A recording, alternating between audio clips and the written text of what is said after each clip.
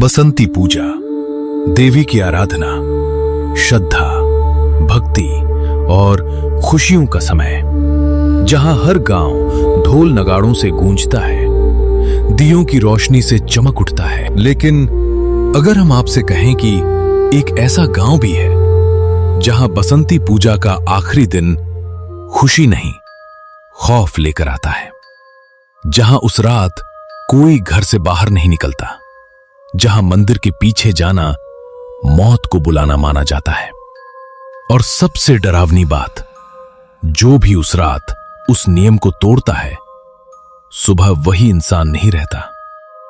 यह कहानी है एक छोटे से गांव देवगढ़ की। घने पेड़ों और पहाड़ियों से घिरा हुआ, शहर की भीड़ भाड़ से दूर, हर साल यहां बसंती पूजा बड़े धूमधाम से मनाई जाती थी। ढोल, नगाड़े, भजन, कीर्तन, पूरा गांव देवी की भक्ति में डूब जाता था। दिन में सब कुछ बिल्कुल सामान्य लगता था। बच्चे खेलते, औरतें भोग बनाती, पुरुष पूजा की तैयारी करते। लेकिन जैसे ही शाम ढलती, गांव का माहौल बदल जाता। लोग जल्दी जल्दी अपने घरों में चले जाते, दरवाजे बंद, खिड़कियां बंद, और हर घर में एक ही बात बार बार कही जाती, आखिरी रात मंदिर के पीछे कोई नहीं जाएगा। ये सिर्फ नियम नहीं था, ये डर था। गांव में कोई भी इस बारे में खुलकर बात नहीं करता था, लेकिन सब जानते थे कि उस जगह कुछ है, कुछ ऐसा जो हर साल किसी का इंतजार करता है। उसी साल बसंती पूजा शुरू होने से कुछ दिन पहले गांव में एक नया लड़का आया। नाम था करण। शहर में पला बढ़ा, खुला दिमाग और इन सब बातों पर विश्वास नहीं करने वाला।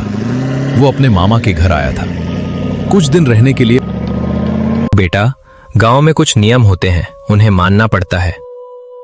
मामा, मैं शहर से हूं, ये सब अंधविश्वास नहीं मानता। मामा ने उसे कुछ सेकंड तक देखा। बसंती पूजा की आखिरी रात, घर से बाहर मत निकलना। करण हंस पड़ा। वही मंदिर वाली बात? मजाक नहीं है ये। लेकिन करण के चेहरे पर अब भी हल्की हंसी थी। उसे ये सब एक कहानी जैसा लग रहा था। शाम को वो गांव में घूमने निकला। मंदिर के पास से गुजरते हुए उसने देखा लोग पूजा की तैयारी कर रहे थे। फूल, दिए, सजावट, सब कुछ सामान्य था, लेकिन मंदिर के पीछे घना अंधेरा था, जैसे वह रोशनी पहुंचती ही नहीं। करण कुछ पल वहां खड़ा रहा। यही है वो जगह। तभी पीछे से एक बूढ़ी औरत की आवाज आई, उधर मत देखो। करण ने पीछे मुड़कर देखा। एक बूढ़ी औरत, सफेद बाल, आंखों में अजीब डर। क्यों? क्योंकि वो भी तुम्हें देख लेगा। करण कुछ समझ नहीं पाया, लेकिन इस बार उसकी हंसी थोड़ी कम हो गई थी। रात हो चुकी थी। गांव में पूजा की आवाजें धीरे धीरे कम हो रही थीं। करण अपने मामा के घर में लेटा था, लेकिन उसे नींद नहीं आ रही थी। उसके दिमाग में बार बार वही बात घूम रही थी। देखता हूं आखिर ऐसा क्या है। उसने धीरे से दरवाजा खोला। बाहर पूरा गांव शांत था। न कोई आवाज, न कोई इंसान। बस दूर कहीं मंदिर की घंटी हल्के हल्के बज रही थी। करण धीरे धीरे मंदिर की तरफ बढ़ने लगा। जैसे जैसे वो पास पहुंच रहा था, हवा ठंडी होती जा रही थी, और फिर वो मंदिर के पीछे पहुंच गया। वहां पूरा अंधेरा था, लेकिन जमीन पर कुछ पुराने दिए पड़े थे, टूटे हुए, बुझ चुके। करण नीचे झुककर एक दिया उठाता है। यही है वो डरावनी जगह। तभी उसके पीछे हल्की सी आहट हुई। करण तुरंत मुड़ा। कोई नहीं। वो फिर आगे बढ़ा। तभी उसके हाथ में पकड़ा हुआ दिया अपने आप जल गया। करण के हाथ कांप गए और ये कैसे? फिर एक एक करके जमीन पर पड़े सारे दिए अपने आप जलने लगे। चारों तरफ हल्की पीली रोशनी फैल गई, और उस रोशनी के बीच एक परछाई धीरे धीरे बनने लगी। वो परछाई अब साफ दिखने लगी। एक आकृति, इंसान जैसी, लेकिन पूरी तरह इंसान नहीं। लंबे उलझे बाल, झुका हुआ शरीर, चेहरा अंधेरे में छुपा हुआ। करण पीछे हट गया। कौन है तू? कुछ सेकंड तक पूरी खामोशी। फिर वो आकृति धीरे धीरे सिर उठाती है। उसका चेहरा आधा जला हुआ, आंखें पूरी काली। हर साल कोई आता है। करण के पैर जैसे जमीन में जम गए। मैं बस देखने आया था। देख लिया? वो धीरे धीरे करण की तरफ बढ़ने लगी। उसके पैर जमीन को छू भी नहीं रहे थे। करण तेजी से पीछे हटने लगा। मुझे जाने दे। अब देर हो चुकी है। अचानक सारे दिए एक साथ जोर जोर से जलने लगे। हवा तेज हो गई।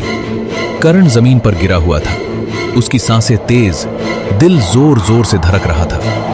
वो आकृति उसके बिल्कुल सामने खड़ी थी। धीरे धीरे अपना हाथ उसकी तरफ बढ़ाते हुए करण की आंखों में डर साफ दिख रहा था। लेकिन वो आकृति नहीं रुकी। उसका हाथ अब करण की गर्दन के पास था। उसी पल उसके हाथ में मंदिर से लाया हुआ एक छोटा सा फूल हल्का सा चमकने लगा। करण को याद आया, देवी पर भरोसा रखना। डर के बीच करण ने आंखें बंद कर ली। माँ, बचा लो। जैसे ही उसने ये कहा, अचानक पूरा माहौल बदल गया। हवा थम गई और चारों तरफ एक तेज रोशनी फैल गई। वो रोशनी मंदिर की दिशा से आ रही थी। धीरे धीरे उस रोशनी के बीच एक दिव्य आकृति प्रकट हुई। देवी का स्वरूप, आंखों में तेज, हाथ में त्रिशूल। पूरा माहौल बदल गया। डर की जगह एक अजीब शांति आ गई। नहीं, ये नहीं हो सकता। वो पीछे हटने लगी। ये स्थान पवित्र है, जहाँ अंधकार का अधिकार नहीं। देवी ने अपना त्रिशूल जमीन पर मारा। जैसे ही त्रिशूल जमीन से टकराया, सारे दिए एक साथ बुझ गए और वो आकृति जोर से चीखने लगी। मैं फिर लौटूंगी। कुछ ही सेकंड में वो धुएं में बदलकर गायब हो गई। करण जमीन पर गिरा हुआ था। धीरे धीरे उसने आंखें खोली। सब कुछ शांत था और उसके हाथ में रखा फूल अब भी हल्का चमक रहा था।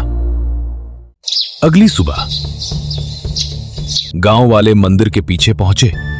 करण वहीं बैठा था, जिंदा। ये बच गया?